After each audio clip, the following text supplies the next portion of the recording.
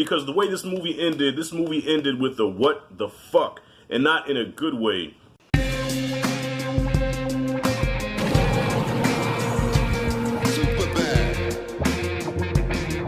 Cutthroat City is the new heist film directed by the RZA.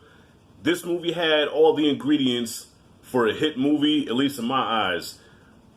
I love heist movies. Look at Set It Off, Dead Presidents, Tower Heist, the Ocean's movies, which I'm lying, I've never seen the Ocean's movies, but they're heist movies, okay?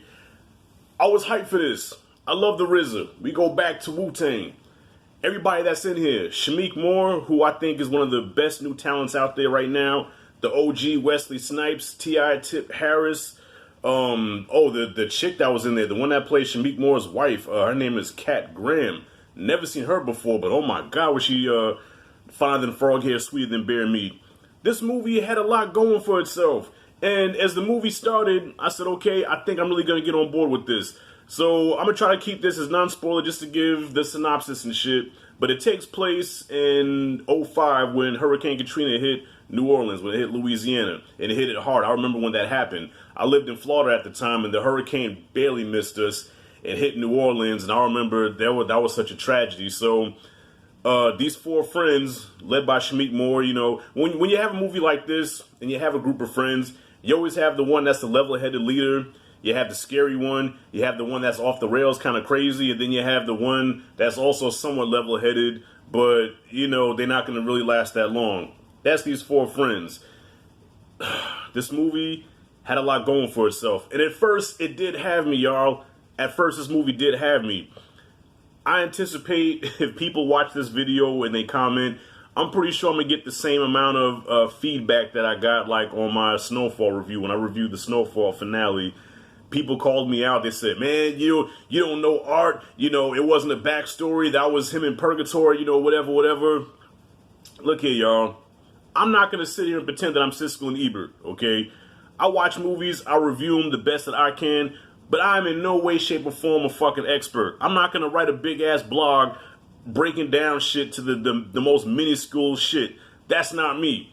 I watch it. I put the camera on, and I tell you what I thought about it and if I recommend it. All right? Simple as a nipple. So, with that being said, this movie was working for me. It was working. I was invested into the characters. I was invested in what was going on. This is the classic tale of hard times falling on the protagonist, and now they're painted in a corner where, in order to survive, they have to turn to a life of crime. We've seen this so many times before, but you feel for the character, you understand why he's doing what he's doing. I'm talking about the Shameik Moore character.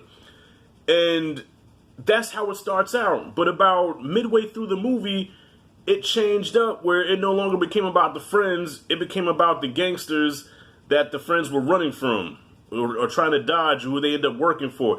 It got to the point where I started getting confused, y'all. Now, today is a gloomy day, all right? I'm in lazy mode today. I had my house clothes on all day, you know what I'm saying? I'm sluggish. I'm just not feeling anything. So that could be it. Maybe I need to watch this again. But as I'm watching this, y'all, no bullshit. I'm in the fucking laptop like this here. I'm like struggling to keep my eyes open. I'm like drifting. Did one of those a couple of times, all right? I got bored. This movie bored me quick. It lost my interest. In the beginning, it had me. It hooked me. I'm like, yes. And then about midway through, I'm like, I no longer care. And then it got to the point where I wanted the movie to end. And I felt bad about this because I love RZA. I love him. He's such a phenomenal artist. But man, I can't give this movie a pass, y'all. I can't. It, like, midway through, I'm like, damn, I don't want to shit on this movie all the way, but I got to call it how I see it. I wasn't feeling this joint. All right, if I take the first 15 minutes of this film, it'll get an easy, like, B minus maybe, or B. You know what I'm saying? By the time this movie was over with, I'm going to save the grade for later. But I think you may know where I'm going with the grade. I wasn't feeling it. The movie just totally just flipped and just did not know what it wanted to be anymore. And then it got to the point where it got a lot of lengthy dialogue. And, Ethan Hawke is in this movie, and Terrence Howard. I guess those are like the two main gangster guys or whatever. And then there's a scene where they're doing this dialogue back and forth, and it's so long and drawn out. And I get it, you know, the director wants to show the acting chops of Terrence Howard, show the acting chops of Ethan Hawke, and they're both great actors. But man, this movie it needed something. It needed to get going, and it never really did. And even with the friends, they got into the life of crime, robbing and shit, because they had no choice. They had no other, you know, Katrina fucked them up to the point where we have to do this. But it went from we have to do this to like, now we're loving this, you know, now we're going to make a career out of this.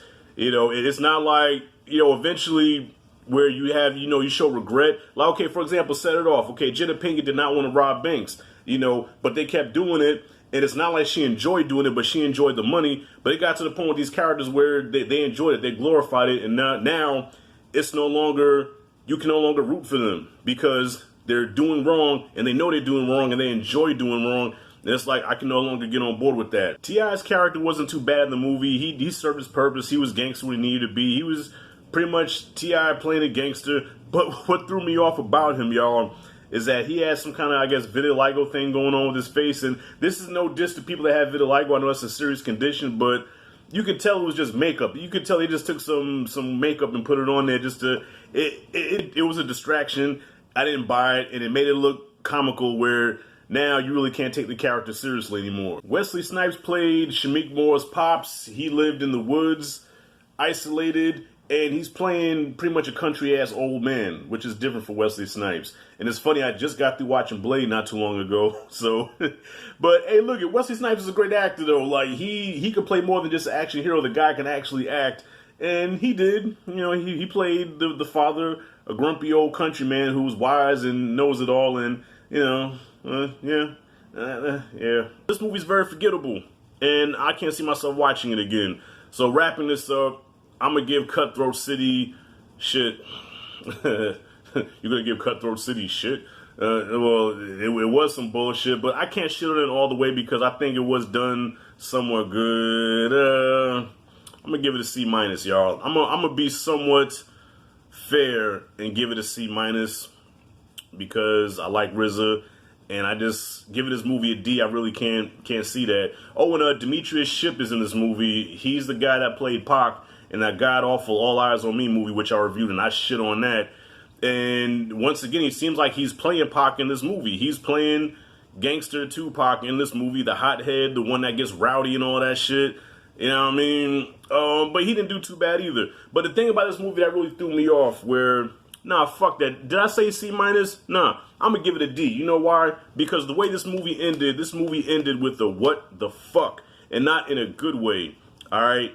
I get they're trying to go for the artistic shit, but with a heist movie, keep it simple. Keep it straightforward and to the point.